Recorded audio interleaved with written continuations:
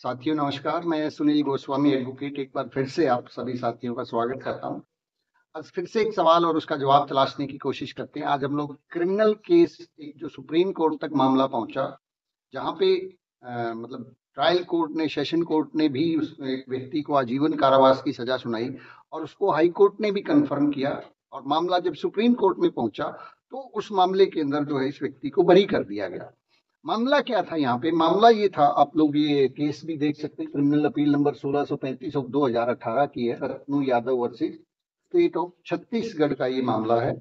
और इस मामले की जो है 9 जुलाई 2024 को इसका फैसला हुआ है। चलिए, ये जजमेंट आप निकाल के पढ़ सकते हैं। हम थोड़ा तथ्यों के ऊपर बात करते हैं कि ये मामला एक्चुअली है क्या।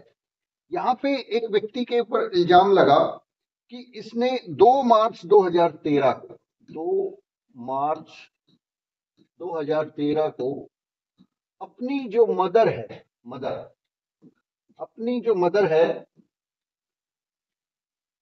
उसको बालों से पकड़ के घसीट के लेके गया और तालाब में जाके उसको डुबो दिया, उसका सर डुबो दिया और उसकी हत्या कर दी। तो यहाँ पे मुकदमा चला। मुकदमा चलने के बाद जो है ना, केस के अंदर गवाहों की गवाही के बाद जो है सजा हुई और हाईकोर्ट ने भी सजा की, लेकिन सुप्रीम कोर्ट ने इस मामले को परखा और यहाँ पे इस व्यक्ति को बरी कर दिया। हालांकि तब तक ये व्यक्ति जो है लगभग 10 साल की कैद तो काट ही चुका था। तो यहाँ पे 2 गवाह पेश हुए, 2 विटनेस जो मेन थे। एक विटनेस तो उनके घर का ही था, जो है उन्हीं का, जो मरने व मृतका थी उसका आई थिंक भाई था। उसने बयान दिया कि मैंने इस तारीख को देखा कि जो ये मुलजिम है रत्नू यादव, अक्यूज जो है, ये डिसीज्ड को, जिसकी हत्या कर दी गई, ये उसको बालों से पकड़ के घसीट के लेके गया था घर से। इसकी एविडेंस इतनी ही थी कि मैंने देखा कि ये बालों से पकड़ के और घसीटते हुए जो है इसको तालाब की तरफ लेके गया था। पहला गवाह। दूसरा एक गवाह जो है इसके अंदर, दूसरा जो गवाह पेश हुआ वो गांव की मुखिया, सरपंच कह लीजिए, वो इसमें पेश हुई और उसने ये बताया कि जो ये रत्नू यादव है, इसने मेरे सामने आके कन्फेस किया था कि ऐसे ऐसे करके मैंने, मेरे हाथ से, या मैंने अपनी माँ को जो है ना मार डाला है। ये इसकी सौतेली माँ थी, कोई जमीन से संबंधित विवाद रहा होगा। तो दूसरा गवाह कौन पेश हुआ? गांव की मुखिया। और इसके सामने एक्स्ट्रा जुडिशियल, इसको बोलते हैं extra judicial confession, extra judicial confession, कि इसने मेरे सामने आके कन्फेस किया कि इसने अपनी मां को मार दिया। तो सुप्रीम कोर्ट ने ये पाया कि पहली बात तो ये कुछ पॉइंट्स जो है यहाँ पे ढूंढे कि पहला जो गवाह है वो क्या कह रहा है। वो ये कह रहा है कि इसने देखा कि ये जो है डिसीज को बालों से पकड़ के घसीटते हुए तालाब तक लेके गया, मतलब इसने देखा। लेकिन पोस्टमार्टम रिपोर्ट जो थी उसके अंदर ये पाया गया कि उसके बॉडी के ऊपर कोई इंजरी नहीं है। अब जब कोई किसी को घसीटते हुए घर से लेके और तालाब तक लेके जा रहा है तो स्वाभाविक है उसके शरीर के ऊपर कुछ न कुछ खरोंच जो जरूर आएगी।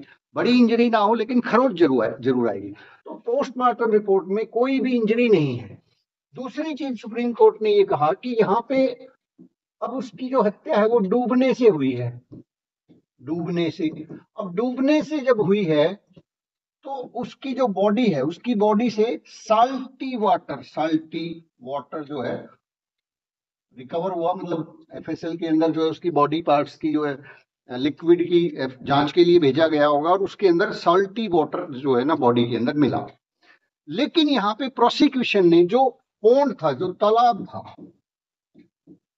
उसके नमूने नहीं लिए, तालाब के पानी के नमूने नहीं लिए। तो ये बात प्रूव नहीं हो रही है कि जिस तालाब में एलिगेशन लगाया जा रहा है ये उस तालाब में उसको डुबो के मारा है या डूब के मरी, मतलब चीजें कनेक्ट नहीं हो रही है। जहां पे कोई एविडेंस, आई विटनेस नहीं होता तो उसको उस केस के अंदर सर्कमस्टेंशियल एविडेंस के बेस पे कोर्ट जो है सजा करती है, या उस सर्कमस्टेंसेज के अंदर जो है ना एविडेंस के अंदर एक चेन ऑफ सर्कमस्टेंसेज होती है।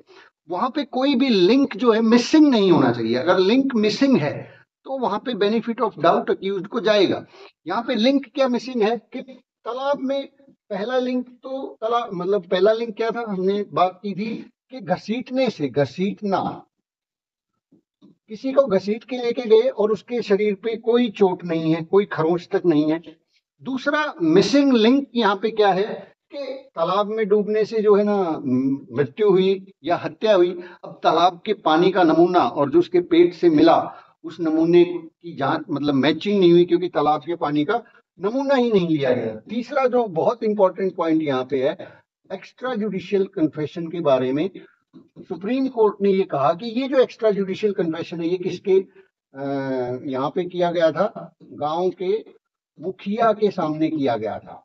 तो जब इस सूरत में जब एक्स्ट्रा जुडिशियल कन्फेशन की बात आती है तो सुप्रीम कोर्ट का ये कहना है कि extra judicial confession although admitted है, बट यहाँ पे बहुत ही सावधानी के साथ इसको स्क्रूटनाइज करना चाहिए। पहली बात तो क्या है कि जो एक्स्ट्रा जुडिशियल कन्फेशन जब भी कोई आदमी करता है वो अपने किसी निजी दोस्त जो बहुत अजीज होता है उसी को जाके बताएगा, किसी अननोन या जिससे थोड़ी बहुत जानकारी है उसके सामने जाके नहीं बताएगा। मतलब इसको कहते हैं कि इंटरनल तौर पे कई बार आदमी अपराध करने के बाद टूट जाता है, तो वो अब सोचिए कहाँ शेयर करेगा, वो किसी अननोन के सामने जाके थोड़ा ही ना शेयर करेगा, जिससे कोई जान पहचान नहीं है, थोड़ी बहुत भाई गाँव का मुखिया उसके सामने जाके क्यों करेगा। इट मीन्स के ये जो गाँव का मुखिया है जिसको कह रहे हैं कि मेरे सामने एक्स्ट्रा जुडिशियल कन्फेशन किया, ये प्लांटेड विटनेस है by the police, by the prosecution, क्योंकि वो एक्स्ट्रा जुडिशियल कन्फेशन अपने किसी नजदीकी दोस्त के सामने रोना रोएगा ना, किसी अनजान के सामने तो नहीं रोएगा कि मेरे से ये गलती होगी। आप भी कोई गलती किसी से हो जाती तो किसके साथ में शेयर करते हैं, किसी अनजान के साथ में या जान पहचान या जो बहुत नजदीकी। तो सुप्रीम कोर्ट ने पाया कि ये जो एक्स्ट्रा जुडिशियल कन्फेशन है ये मुखिया के सामने है और ये बहुत वीक टाइप ऑफ एविडेंस है, तो यहाँ इस एक्स्ट्रा जुडिशियल कन्फेशन की कोई वैल्यू नहीं है, ये एक बहुत कमजोर साक्ष्य है।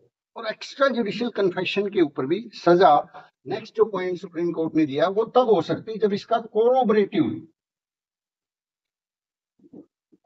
कोरोबरेटिव एविडेंस होना चाहिए, मतलब उसके उस बात की पुष्टि करने वाला कोई साक्ष्य। एक्स्ट्रा जुडिशियल कन्फेशन की पुष्टि नहीं हुई क्योंकि यहाँ पे घसीटने वाली बात का एलिगेशन है, बॉडी पे कोई खरोंच नहीं है, तालाब में डुबो के मारने वाला एलिगेशन है, उस तालाब के पानी का नमूना नहीं लिया गया है और आई विटनेस तो इस केस के अंदर है ही नहीं। और यहाँ पे जो है कोई भी गवाह आई विटनेस इसमें पेश नहीं हुआ। तो ये सारी की सारी चीजें जो है सुप्रीम कोर्ट का ये कहना है कि ये सारी चीजें डाउट क्रिएट करती हैं और जहां डाउट हो जाता है वहां बेनिफिट ऑफ डाउट मुलजिम को मिलता है। तो अब हम इस केस से क्या सीख सकते हैं? पहली चीज ये सीख सकते हैं कि इस तरह का अगर कोई मामला है जहां पे एक्स्ट्रा जुडिशियल कन्फेशन है तो आप इस केस का फायदा उठा सकते हैं कि ये एक्स्ट्रा जुडिशियल कन्फेशन किस व्यक्ति के सामने, अननोन व्यक्ति के सामने है तो उसकी कोई एविडेंसरी वैल्यू, मतलब विदाउट कोरोबोरेशन जो है किसी दूसरे साक्ष्य के बिना इसकी वैल्यू नहीं। दूसरी चीज हम यहाँ पे सीख सकते हैं कि लिंक एविडेंस, कि जैसे कोई भाई यहाँ पे जैसे इस केस में तालाब में डुबोने से हत्या हो गई, एलिगेशन ये है, लेकिन तालाब के पानी का सैंपल नहीं लिया था। अब किसी और केस के अंदर कहीं पे हत्या हो गई, उस फील्ड से उस जमीन से ब्लड स्टेन नहीं उठाया, मतलब कोई कहता है कि यहाँ पे हत्या की गई फलानी जगह पे, इसको गोली मार दी गई। अब उस गोली जो मार दी गई, गोली लगेगी या चाकू मार दिया गया तो स्वाभाविक है कि वहां पे कुछ ना कुछ ब्लड स्टेन होगा। अगर पुलिस ने वहां से ब्लड स्टेन इकट्ठा नहीं किया है, मिट्टी को नहीं उठाया है, किसी बेड के ऊपर अगर कहते हैं कि हत्या होगी इस रूम के अंदर तो वहां उस चद्दर को अगर उन्होंने पोजीशन में नहीं लिया है या इस तरह का कोई एविडेंस पेश नहीं हुआ है तो उन सूरत के अंदर केस जो है वो डाउटफुल हो जाता है।